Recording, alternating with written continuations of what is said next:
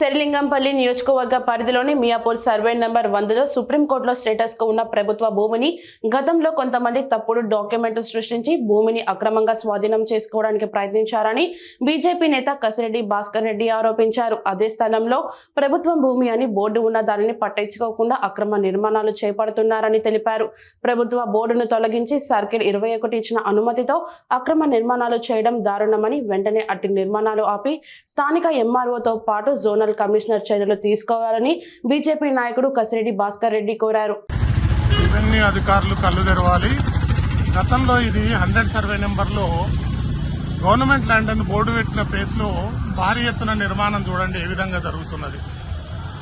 ఇది ఎంఏ నగర్ కానుకొని దీప్తి నగర్ దగ్గరలో ఉన్న ఈ గవర్నమెంట్ ల్యాండ్ ఇంత పెద్ద ఎత్తున భారీ ఎత్తున నిర్మాణం చేస్తుంటే ఇక్కడ గవర్నమెంట్ ల్యాండ్ అనే బోర్డు కూడా ఒక 4-5 సార్లు పెట్టిరు అధికారులు.